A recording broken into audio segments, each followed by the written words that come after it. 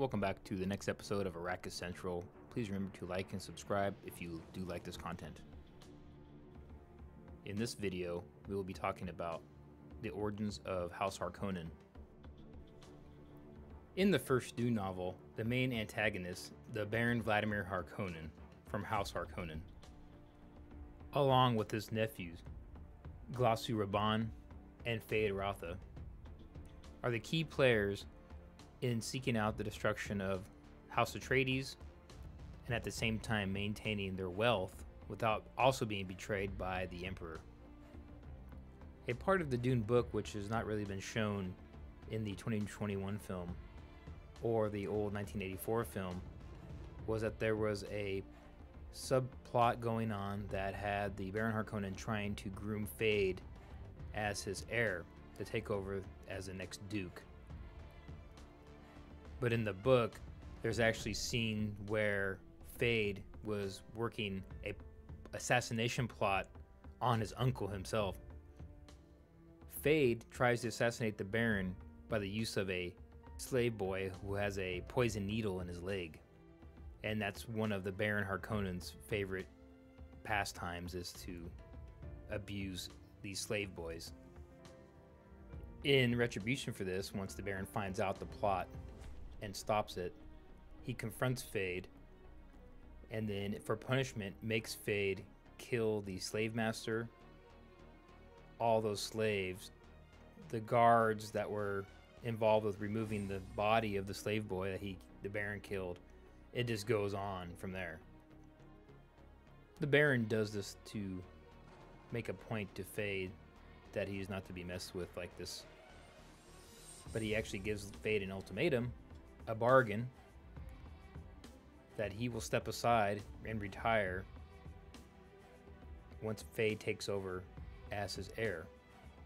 The emphasis seemed to have shown in the book that Feyd was not quite as maniacal and twisted as his uncle, and I believe that the Baron Harkonnen wanted to try to make him more like him. I believe this shows how treacherous the Harkonnen family was, and it stems from a long history of betrayal, deceit, anger, all the way back to the events of the Butlerian Jihad. The Harkonnen family used to be a very noble and prestigious family name. Back during the events of the Butlerian Jihad, when humans were fighting back against the AI thinking machines, Xavier Harkonnen, who was the honorable leader, and he was basically the leader of the League of Nobles on Seleucus Secundus, worked closely alongside Warring Atreides to fight off the AI thinking machines. Well, during this time, they realized that the religious zealot Iblis Ginjo, who was supposed to be a leader of the jihad against the AI machines, was actually highly corrupt and in cahoots with some of the Cymex in order to try and place himself after the war in a place of power. Well, Xavier Harkonnen found this out, and once he did, he sacrificed himself by steering that ship that with him and Iblis Ginjo on it straight into a star. That was the first blemish on the Harkonnen name, because even though it was a noble deed, because Iblis Ginjo was so evil, but nobody knew that except for a handful of people, that it tarnished the Harkonnen name, but it wasn't completely tarnished at that point yet. The next event that happened that really tarnished the Harkonnen name was at the events of the Battle of Corin, the final battle against the AI thinking machines.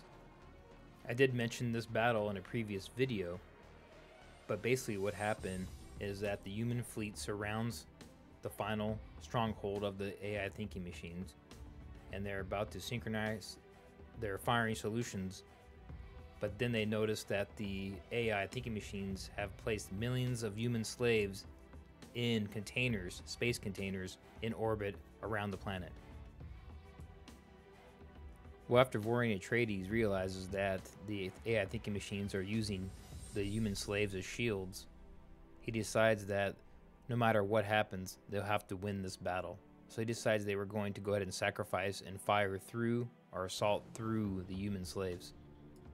Once he makes that call, Abelard Harkonnen goes against his orders and defies Varian Atreides. Abelard will go into the fire control center of the ship, which is synchronizing all the rest of the fleet, and sabotages it so that Valerian's fleet cannot fire or attack through the remaining human slaves in the orbit. Abelard is found out, detained, and held in the brig until the end of the battle. Humans succeed and destroy the final thinking machine, Homeworld, or the final world, but then Abelard is put in front of a tribunal. Instead of being executed, he is exiled to the far reaches of the known galaxy.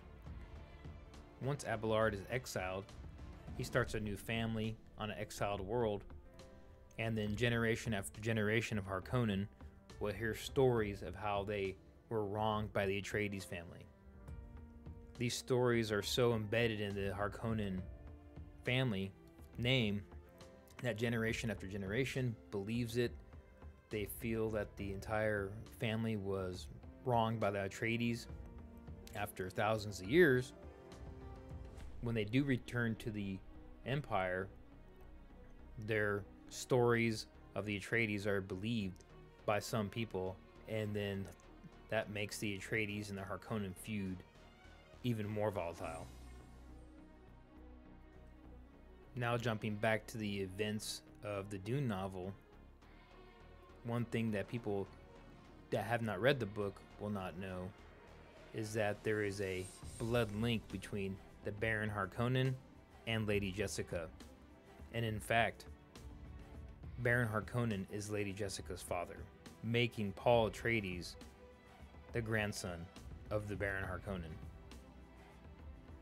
This revelation comes to Paul once he's exposed to the spice in a large amounts when he's inside the tent with his mother, and he's able to calculate and see that is where the origin of him and his mother is from.